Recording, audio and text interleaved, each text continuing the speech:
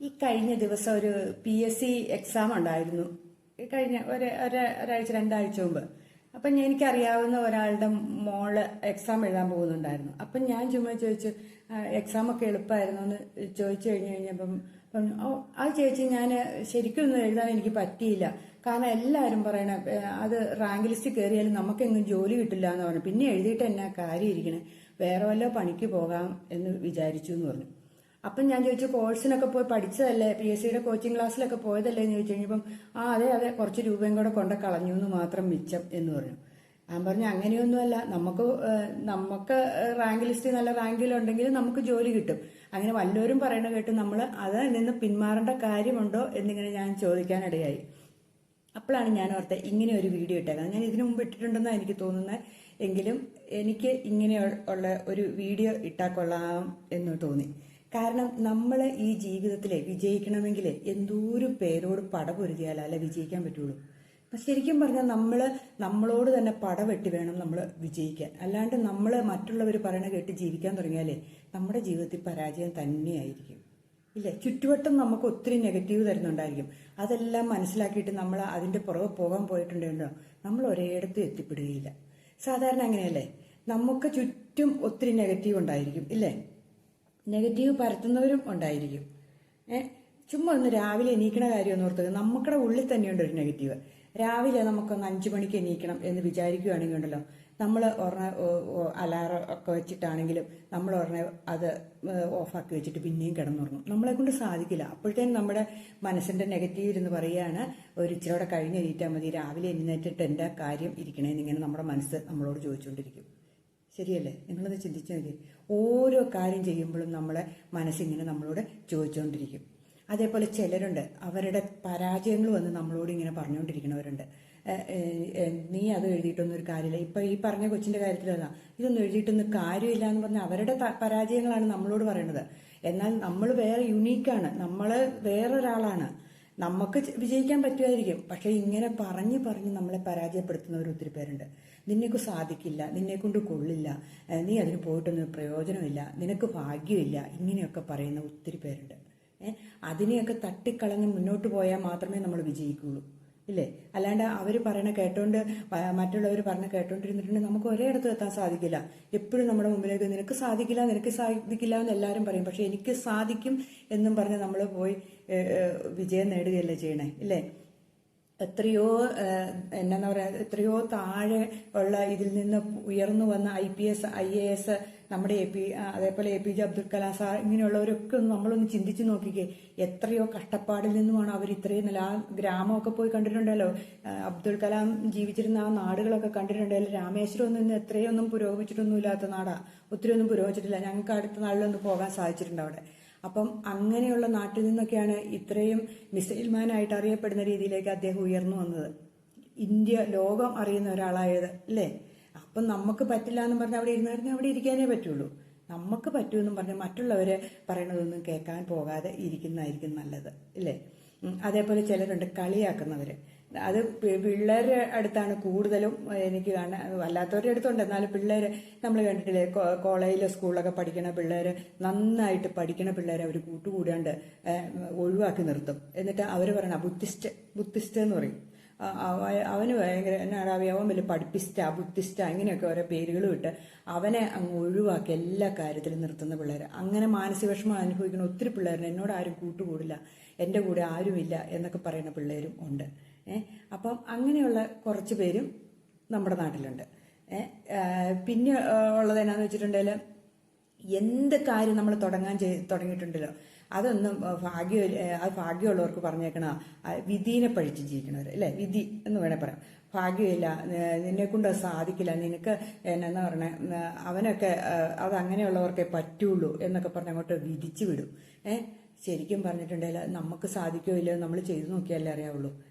ഇങ്ങനെ പറയണവരല്ല അധികം പേരുമില്ലേ, ഏതെങ്കിലും ഒരു സേഫായ സ്ഥലത്ത് കുത്തിപ്പിടിച്ചിരുന്നിട്ടാണ് പറയണത്. അവർക്ക് ഒരു പണിയും ചെയ്യില്ല. നമ്മൾ ആ പണി എന്തെങ്കിലും ഒരു പ്രവൃത്തിയിലേക്ക് ഒരു മാപ്പ് നോക്കിക്കൊണ്ട് ഇങ്ങനെ ഇരുന്നിട്ടുണ്ടെങ്കിൽ നമുക്കത് വിജയിക്കാം. ആ മാപ്പിക്കോടെ നോക്കി നമ്മൾ എവിടെയെങ്കിലും ഒരു ട്രഷർ കണ്ടുപിടിക്കാനെന്ന് വെച്ചോ, ആ മാപ്പ് നോക്കി അങ്ങ് നമ്മൾ പോയാൽ മാത്രമേ നമുക്ക് ആ നിധി കണ്ടെത്താൻ സാധിക്കുള്ളൂ. പക്ഷെ അവിടെ തന്നെ ഇരുന്നിട്ട് ഇങ്ങനെ നോക്കിക്കൊണ്ടിരുന്നിട്ടുണ്ടെങ്കിൽ നമുക്ക് ആ നിധി കിട്ടുമോ? അതുപോലെയുള്ള വിധിയെ പറഞ്ഞുകൊണ്ടിരിക്കണവർ. വിധി വിധി എന്നും പറഞ്ഞുകൊണ്ട് വിധിയുടെ തലയിലേക്ക് വെച്ച് കെട്ടിയിട്ട് മറ്റുള്ളവരെ കൊണ്ടുപോലും ഒന്നും ചെയ്യിപ്പിക്കാതെ കുത്തിപ്പിടിച്ചിരിക്കുന്നവരാണ് അങ്ങനെയുള്ള കുറേ പേര്. അവർക്കൊന്നും പറ്റില്ല, അവർക്കാകെ പറ്റുന്ന വിധി വിധിന്ന്. പക്ഷെ ഒരു കാര്യം ചെയ്യാം, നമ്മൾ എന്തെങ്കിലും തീരുമാനം എടുത്തിട്ടുണ്ടെങ്കിൽ അത് നമ്മുടെ ഭാഗ്യത്തെയോ വിധിയെയോ പഴിച്ചുകൊണ്ടിരിക്കുകയാണ്. നമ്മുടെ മുമ്പിൽ എപ്പോഴാണോ ആ ചാൻസ് വരുന്നത് അതിനെ കയറി പിടിച്ചിട്ടുണ്ടെങ്കിൽ നമുക്ക് വിജയിക്കാൻ പറ്റും. അല്ലാണ്ട് ആ ചാൻസിന് വിട്ട് കളഞ്ഞിട്ട് അയ്യോ എൻ്റെ വിധിയായത് അവർ പറഞ്ഞത് ശരിയായിരുന്നു എന്നും പറഞ്ഞുകൊണ്ടിരുന്ന അങ്ങനെ ഇരിക്കാനേ പറ്റുള്ളൂ. ജീവിതത്തിൽ ഒരിക്കലും നമുക്കൊരു ചാൻസും കിട്ടില്ല, നമ്മൾ ഒരിടത്തും വിജയിക്കുകയില്ല. നമ്മളെപ്പോൾ ഹാർഡ് വർക്ക് ചെയ്യാൻ തയ്യാറായിട്ട് മുന്നോട്ടിറങ്ങുന്നു അവിടെ നമ്മൾ വിജയിക്കും, അത് ഉറപ്പായ കാര്യമാണ്. അല്ലാണ്ട് സേഫ് സോണിൽ ഇരുന്നിട്ടുണ്ടെങ്കിൽ നമ്മൾ അവിടെ തന്നെ ഇരിക്കും. അതൊരു സുഖം പിടിച്ചൊരവസ്ഥയല്ലേ. ഒന്നും ചെയ്യണ്ട, മറ്റുള്ളവരെ കാര്യം അന്വേഷിച്ചിട്ട് ഇങ്ങനെ ഇരുന്നാൽ മതി. എവിടെയെങ്കിലും കുത്തിപ്പിടിച്ചിരുന്നിട്ട് നാട്ടുകാരെന്നെ എടുക്കണം വീട്ടുകാരെന്നെ എടുക്കണമെന്നും പറഞ്ഞുകൊണ്ട് ഇരിക്കുക. പിന്നെ ചിലരുണ്ട് കുറ്റപ്പെടുത്തലുകാർ. ഈ ചില മാതാപിതാക്കളെ നോക്കുന്ന മക്കൾ ആദ്യവും കുറ്റപ്പെടുത്തൽ കേട്ടിട്ടുണ്ട്. അതായത് അച്ഛനെയും അമ്മേനെയും, പ്രായമായ അച്ഛനെയും അമ്മേനെയും ഈ മക്കൾ നോക്കിക്കൊണ്ടിരിക്കുക, ആരെങ്കിലും ഒരു മക്കൾ. അപ്പോഴായിരിക്കും മറ്റുള്ള കുറേ 2-3 മക്കളും കൂടെ കാണും.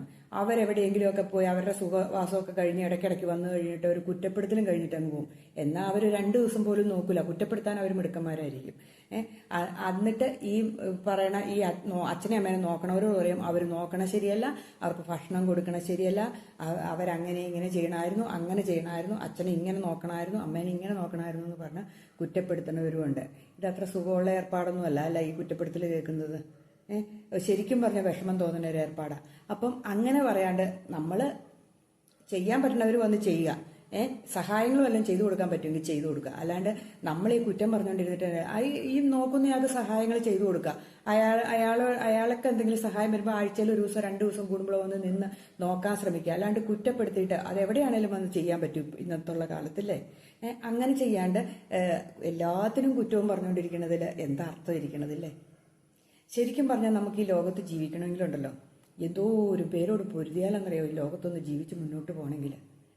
നമ്മുടെ ചുറ്റുവട്ടം നെഗറ്റീവ് കൊണ്ടിങ്ങനെ പൊതിഞ്ഞു കിടക്കുക. അതിൽ നിന്ന് പടവെട്ടി വേണം നമുക്ക് മുന്നോട്ട് പോകാൻ. അല്ലെങ്കിലുണ്ടോ നമുക്കത് സാധിക്കില്ല. നമ്മളെ തളർത്താനും നമ്മളൊന്നും അല്ലാണ്ടാക്കാനും നമ്മുടെ ചുറ്റും ആൾക്കാരുണ്ടായിരിക്കും. അത് നമ്മൾ നോർത്ത് നോക്കിയാൽ നമ്മുടെ വീടുകളിലാണേലും കുറ്റപ്പെടുത്തുന്നവരുണ്ട്.